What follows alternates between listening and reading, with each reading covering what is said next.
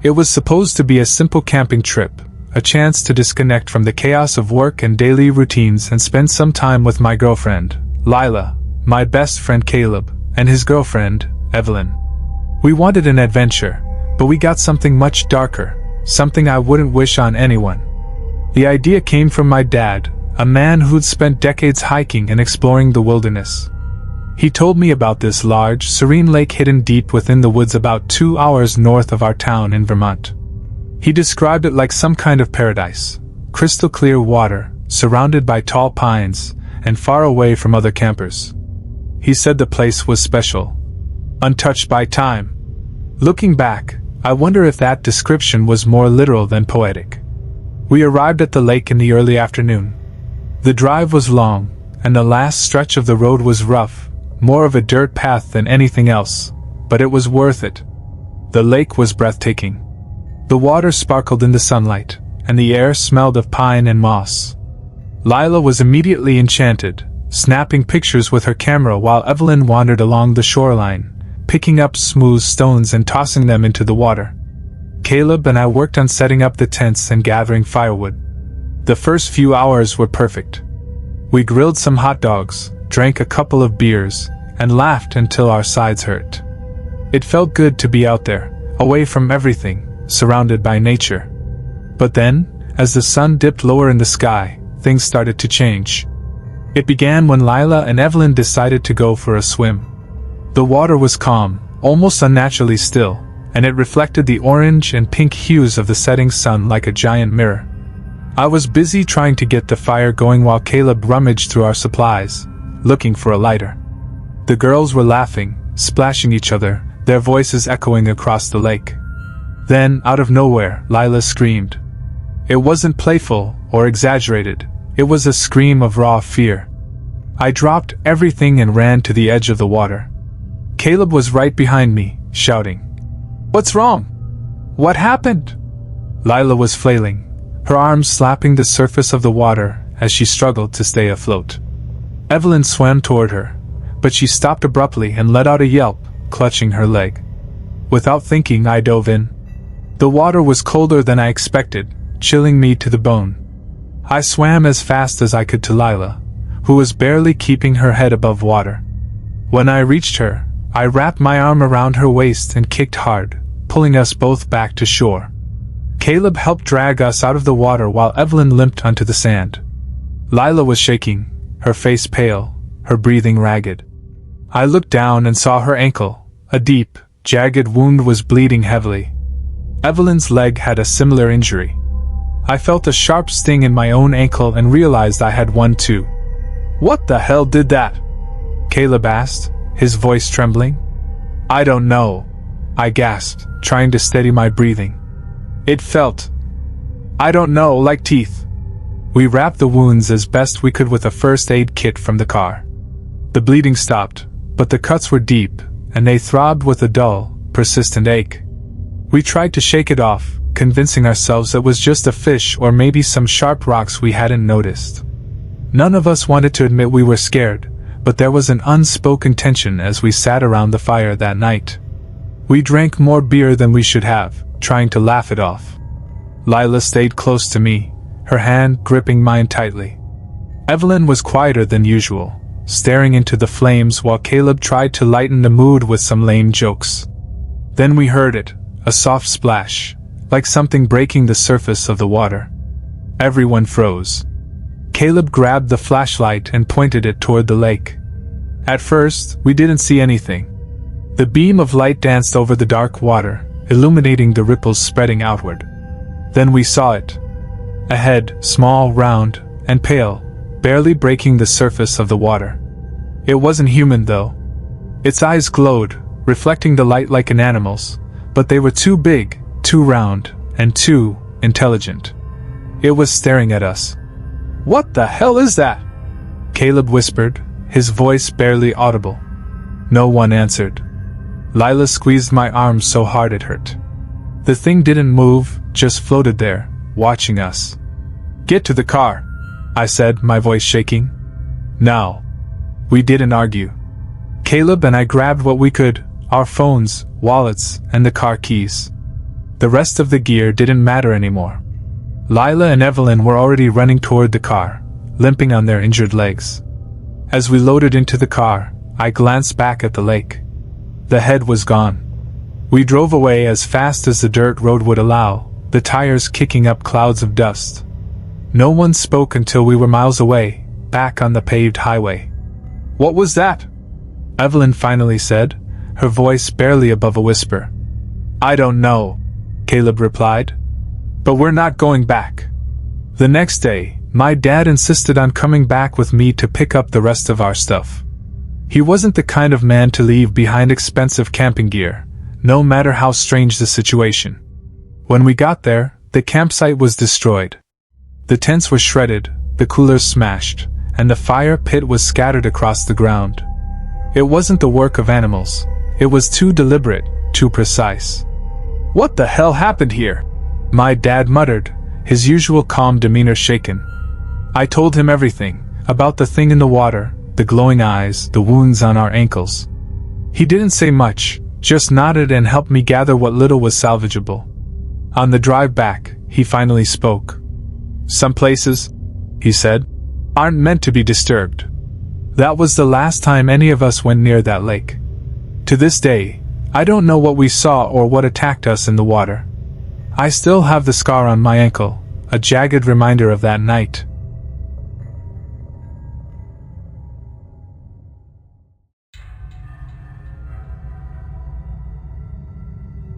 When I think about that November day, I feel an unsettling chill crawl up my spine. I must have been around 11, still at that age when raking leaves in the yard could feel like an adventure instead of a chore. It was one of those crisp autumn afternoons where the air smelled of damp earth and dying leaves. My friends, Tobias and Arlen, had come over after school, their faces red and puffed from the cold. We weren't doing anything particularly exciting, just goofing around in the yard, tossing leaves at each other, jumping into piles we'd meticulously raked up moments earlier. The golden light of the setting sun made everything look warm, but what happened that day has haunted me ever since. It all started when Arlen shouted, "Hey guys! Look at this!" He was crouched next to one of the bigger leaf piles near the edge of the yard. Tobias and I ran over, expecting to see some squished squirrel, or maybe a weird mushroom. Instead, we found something that looked like a body, a human body, to be exact. It was dressed in tattered clothes, and for a split second, my heart stopped. But then Tobias, the brave one among us, prodded it with a stick, and we realized it wasn't real. "It's just a dummy," Tobias said, laughing nervously. But something about it didn't feel like a joke. The clothes weren't costume material. They were grimy and old, the kind of stuff you'd find in a thrift store no one dared shop at. And the face, though clearly made of plastic, was grotesquely detailed. Bulging eyes, a sneering mouth with jagged teeth, and skin textured like rotting flesh. "Who the hell leaves this here?" I asked, my voice shaking more than I intended. Before anyone could answer, we heard a rustle from the bushes at the edge of the yard. That's when he appeared. He looked like he'd been plucked straight out of a nightmare, a tall, wiry man in his 60s, maybe older. His eyes bulged unnaturally, almost cartoonishly, and his mouth twisted into a grin that revealed a row of crooked, yellow teeth. He wore a patched-up coat that hung off his bony frame like it belonged to someone else, and his breath fogged in the cold air as he stepped toward us. "I've been watching you boys," he said, his voice gravelly and low, like someone who hadn't spoken in years. "You're having fun, aren't you?" None of us answered. My throat felt like it had clamped shut. Tobias grabbed my arm, and Arlen, who was always the first to crack under pressure, muttered, "We need to go." We bolted for the house, not looking back until we were safely inside. My dad was in the kitchen, sipping a beer and watching a football game. We spilled out the story, talking over each other in panicked voices about the dummy and the creepy old man. Dad, skeptical but clearly annoyed, grabbed a flashlight and marched outside. When he came back 10 minutes later, he had that look parents get when they think you're lying. "There's nothing out there," he said. "No dummy, no man. Just a mess of leaves you kids left everywhere. Clean it up tomorrow." I didn't argue. What was the point? But that night, as I lay in bed staring at the ceiling, I couldn't shake the feeling that something wasn't right. I just started to drift off when I heard it, a low, raspy voice outside my window. "You boys looked like you were having so much fun today." My heart stopped. I wanted to believe I was dreaming, but then I heard it again. "You know, I live just across the street. I see you boys all the time." I turned my head slowly toward the window. The blinds were closed, but through the thin slats, I could see the silhouette of a man standing just outside. "I wanted to come play too," he said, his voice cracking like dry leaves. "But you ran off. That wasn't very nice." I couldn't move. My whole body felt paralyzed. Then the worst thing happened. He started pushing on the window. The old house we lived in had those ancient sash windows, the kind that barely locked, and I could hear the wood creaking as he tried to force it open.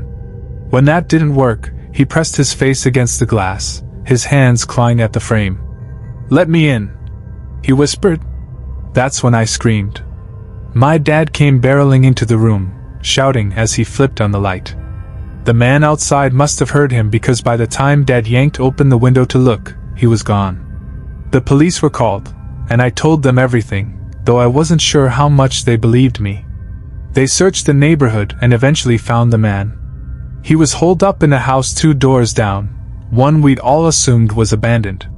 The place was a wreck, trash piled everywhere, needles on the floor, and the walls covered in paranoid scrawls about watching eyes and children's laughter. The man was clearly unhinged, muttering about how he just wanted to play and didn't mean no harm. The cops took him away, and for a while, that seemed to be the end of it. But the thing that still haunts me, even all these years later, is the dummy. When the police searched the man's house, they found more of them. 5 or 6, all dressed in filthy clothes, all grotesquely detailed. And one of them was wearing the same jacket Tobias had left in the yard that afternoon.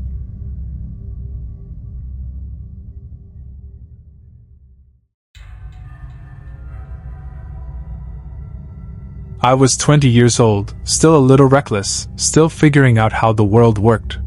It was 20 years ago, but the memory feels like it's etched into my bones. At the time, I was working as a freelancer, off the books, for a small media company. My job was to document nature, filming landscapes and wildlife for stock footage they could sell. It was quiet work, and I loved it. The solitude suited me. One summer, I was sent to Maryland to capture footage of some dense, untouched forests. The area wasn't far from the Appalachian foothills, a stretch of wilderness that felt endless, ancient, and heavy with secrets. The job was simple: hike in with my equipment, film for a few hours, and head back. But that day didn't go as planned. I'd been out in the woods since morning, wandering farther than I realized. By the time I packed up my gear, the sun was already dipping low in the sky, bleeding orange and purple across the horizon. I started back, but nothing looked familiar. No matter which direction I turned, the trees loomed like a wall, all identical, as if the forest itself was conspiring to keep me there. I didn't have a map. My phone was back in my truck, no service out here anyway. No GPS, no compass. Just me, my gear, and the realization that I'd been wandering in circles for hours. By the time the sun vanished completely, the panic had set in. I kept moving, my flashlight bobbing through the darkness, the beam catching glimpses of underbrush and twisted tree trunks. Every sound, a snapping twig, the distant cry of an owl, made my heart race. It felt like something was watching me. That's when I saw it, a house. It stood in a clearing, its silhouette stark against the moonlit sky. It looked old, no, ancient. The roof sagged, shingles missing. Windows were dark and gaping, like empty eye sockets. But at that moment, it was salvation. I approached cautiously, my flashlight sweeping over the warped wood siding and the peeling paint. The front door was ajar, creaking softly as the wind nudged it. I stepped inside. The air was stale, thick with the smell of mildew and decay. My boots echoed on the wooden floor, the sound unnervingly loud in the stillness. The house seemed abandoned, No furniture, no signs of life. Just dust, cobwebs, and the faint hum of insects. I found a room upstairs with an old bed frame. The mattress was thin and lumpy, but it beat sleeping on the forest floor. I set my backpack against the door, not because I thought it would keep anything out but because it made me feel safer. I lay down, exhaustion overtaking fear, and tried to sleep. I don't know how long I'd been out when I heard it. A sound. Soft at first, almost imperceptible. It came from the corner of the room, near the closet. A shuffling. I froze, every muscle in my body tensing. My eyes darted to the closet door. It was closed. Had it been closed before? I couldn't remember. The sound came again. A soft gurgling noise, like water bubbling up from a drain. My pulse thundered in my ears as I stared at the door, willing myself to move, to do something. Then it opened. Just a crack at first. Then wider. And wider. Something stepped out. He was tall, impossibly so, his frame almost filling the doorway. He wore a wig, long, black, tangled strands of hair, and his face was painted like a clown, pale foundation smeared over his skin, black smudges around his eyes. His lips were painted red, the color bleeding into the cracks of his skin. I couldn't move. I couldn't breathe. He stood there, staring at me. And then he smiled. The smile was wrong, too wide, too toothy. His head tilted, his neck cracking audibly as he studied me. I scrambled off the bed, my heart hammering so hard it felt like it might burst. I grabbed my backpack and bolted for the door. Behind me, I heard him move, a shuffling, dragging sound, like his legs didn't work quite right. "Where are you going?" he crooned, his voice high-pitched and syrupy. I didn't answer. I didn't even look back. I flew down the stairs, my boots slipping on the dusty wood, and burst out into the night. The cold air hit me like a slap, but I didn't stop. I ran crashing through the underbrush, branches clawing at my arms and face. I could hear him behind me, his footsteps uneven but persistent. He was humming, a tuneless, unsettling sound that grew louder and louder. I don't know how long I ran. My legs burned, my lungs felt like they were on fire, but I didn't dare slow down. Finally, the trees thinned, and I stumbled onto a narrow dirt road. A pair of headlights appeared in the distance, growing brighter as a car approached. I waved my arms frantically, screaming for help. The car slowed, a beat-up old sedan, and the driver, a middle-aged man with a cigarette dangling from his lips, rolled down the window. "What the hell's wrong with you?" he asked. There's someone in the woods," I gasped. "Please, just get me out of here." He must have seen the terror in my eyes because he unlocked the door without another word. I climbed in, slamming the door behind me. As the car pulled away, I looked back. The man was standing at the edge of the trees, just barely visible in the car's taillights. His head was tilted, his grin wider than ever. He raised a hand and waved, the gesture slow and deliberate. I didn't stop shaking until I was back at my truck parked miles away. I thanked the driver, locked my doors, and drove until the sun rose, not daring to look in the rearview mirror. To this day, I can't explain what happened. The house was supposed to be abandoned. There shouldn't have been anyone else out there. But he was real. I know he was.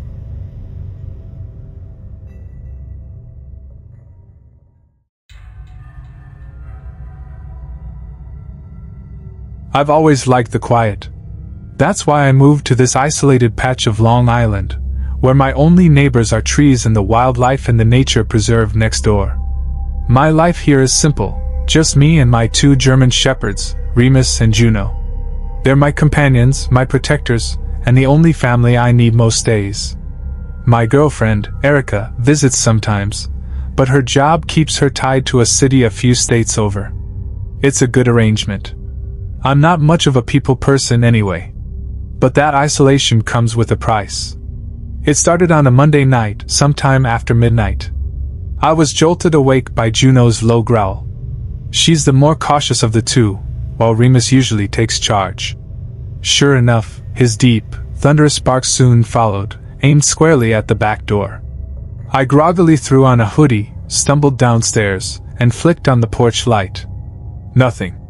The yard was empty, just the usual expanse of overgrown grass leading into the shadowy line of trees that marked the edge of the preserve.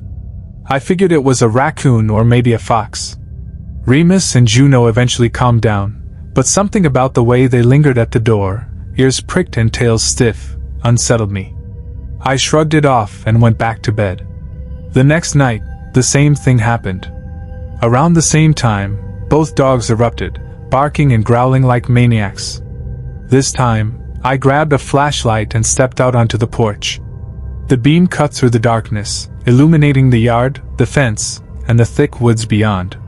Still nothing. But as I stood there, I felt watched. It's hard to explain. The air felt heavy, charged. The dogs stayed tense long after I locked the door, pacing and whining. I slept even worse that night, haunted by dreams I couldn't remember upon waking. By the third night, I was on edge. The dogs' barking felt more frantic this time, almost desperate. I decided I couldn't ignore it anymore. Grabbing my flashlight and a baseball bat, I leashed Remus, who was practically vibrating with energy, and stepped outside. Juno stayed back, her ears flat against her head as if she knew something I didn't. The yard was eerily quiet, save for the faint rustle of leaves in the wind. I walked the perimeter, Remus pulling me toward the tree line. His nose was low to the ground, sniffing furiously.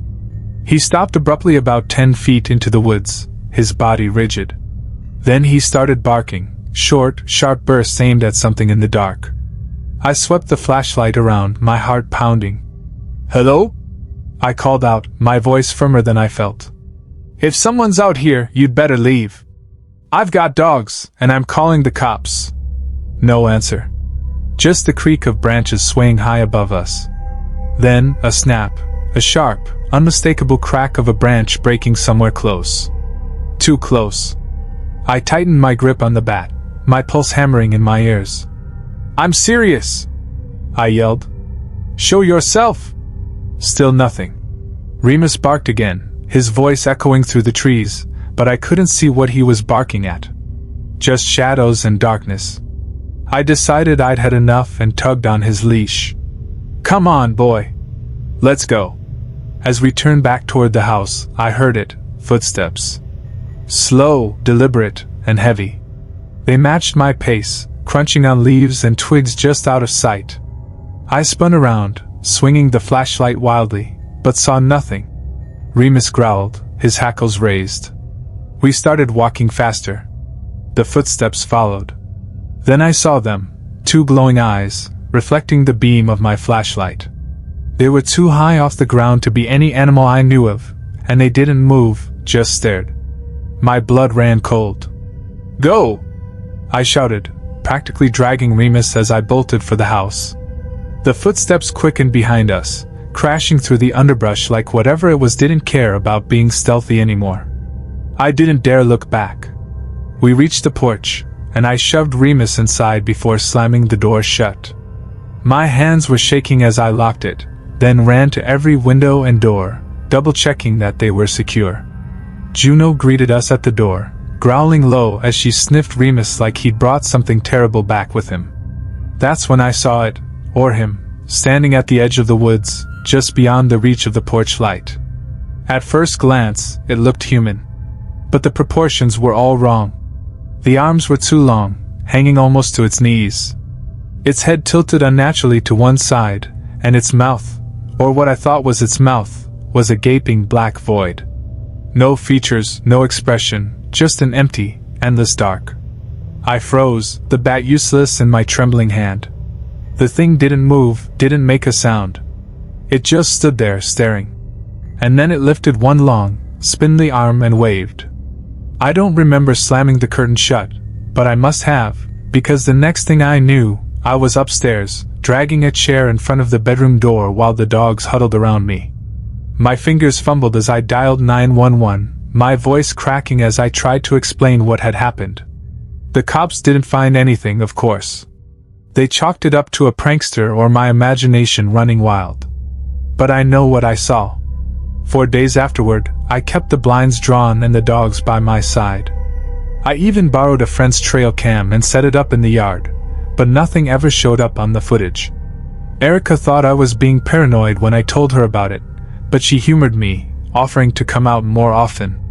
I didn't have the heart to tell her I wasn't sure if that would make things better, or worse. It's been weeks now, and the nights have been quiet. Too quiet.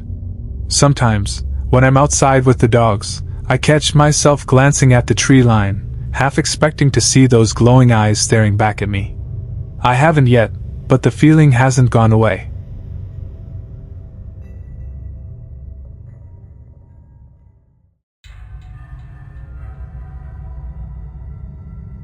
I used to work seasonal jobs to make ends meet. Back in October 2016, I landed a gig at a Party City store in a quiet Midwestern town. It was the typical seasonal chaos, with hordes of parents and teenagers scrambling to grab Halloween costumes. My shift often stretched late into the night, sometimes until 11 p.m. I didn't mind at first. The pay was decent, and I enjoyed the Halloween vibe. But something happened one night that still makes my skin crawl when I think about it. It was late, maybe around 10:15 p.m. The store had emptied out, save for the faint echo of top 40 pop songs playing over the PA system. My supervisor, Jenna, asked me to reorganize the costume storage upstairs while she and Mark, another coworker, handled the register and front end. Before heading upstairs, Jenna casually mentioned that we were short on some items in the costume section. "Check the basement storage too," she added, almost as an afterthought. I hated the basement. It wasn't the kind of creepy, cobweb-filled dungeon you see in horror movies, but it had this unsettling vibe, like it was too quiet, too dark, and somehow, watching you. The basement light switch was at the top of the stairs. As I descended, the dim bulbs flickered to life, illuminating rows of steel shelves stacked with unopened boxes, leftover decorations, and random props. The smell of cardboard and dust filled the air.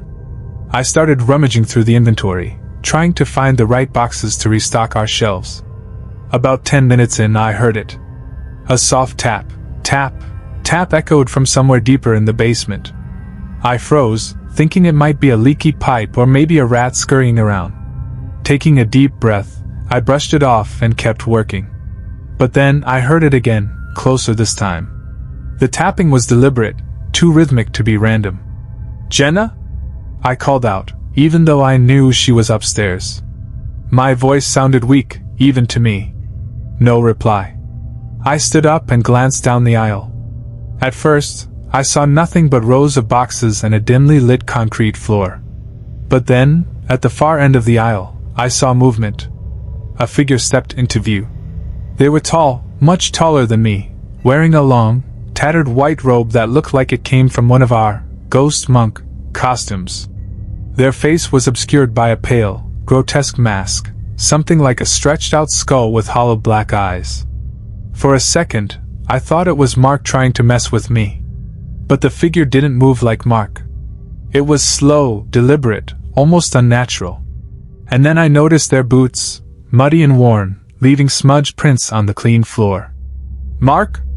I called out, though my voice cracked. The figure didn't respond. They just stood there, head tilted slightly, as if studying me. I don't remember consciously deciding to move. My legs carried me up the stairs two at a time. By the time I reached the top, I was out of breath and sweating. "Jenna!" I burst into the front of the store, where she was sorting receipts. She looked up, startled. "What's wrong?" "There's someone in the basement," I said, my voice shaking. Mark appeared from one of the aisles, holding a broom. "What's going on?" I explained what I saw, but I could tell they weren't convinced. Jenna exchanged a glance with Mark, and they both followed me back to the basement. We searched every aisle, every corner. Nothing. The figure was gone. "Are you sure you saw someone?" Jenna asked, her tone skeptical. I pointed to the muddy footprints leading to the back of the basement. Jenna's expression hardened. "Let's check the cameras," she said. The store's security room was cramped and smelled faintly of stale coffee. Jenna rewound the footage while Mark and I hovered behind her. We watched as the three of us entered the basement at different times, but there was no sign of the figure I described. No one else had been recorded entering or leaving the basement. "You're overworked, man," Mark said, trying to lighten the mood. "Maybe your mind's playing tricks on you." I wanted to believe him, but the footprints were real. I could still smell the damp, earthy scent of those boots. After a while, we all went back to work, but I couldn't shake the feeling of being watched.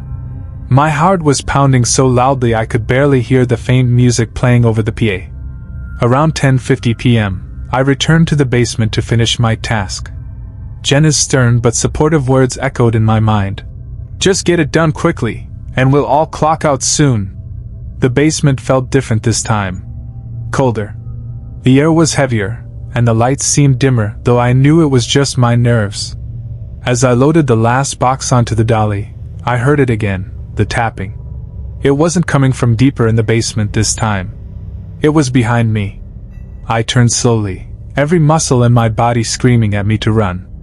At the top of the stairs stood the figure. They weren't wearing the mask anymore. Their face was pale, with sunken eyes and a wide, unnatural grin that stretched far too wide for any human. Their head tilted at an odd angle, and their hands gripped the stair railing like claws. For a moment, we just stared at each other. My breath caught in my throat. And then they smiled wider. I dropped the box and bolted up the stairs. My feet barely touched the steps as I flew past the figure. By the time I reached the top, I heard a faint creak behind me but didn't dare look back. "Jenna! Mark!" I screamed. They came running just as I slammed the basement door shut. "What happened?" Jenna asked, her face pale. "There's someone down there!" I gasped. We all stood frozen for a moment until Mark grabbed the nearest object, a metal rod, and threw open the door. The three of us peered into the darkness below. The basement was empty. The only sign of disturbance was the back door, swinging slightly ajar. Jenna locked the door, her hands trembling, and we all agreed to call it a night. I left the store feeling like I'd just escaped something wrong. I never saw that figure again, but I couldn't shake the feeling that they weren't there by accident. They had been waiting, watching. Even now, I avoid basements. And every Halloween, when I see those cheesy ghost monk costumes, I feel that same icy dread creeping up my spine.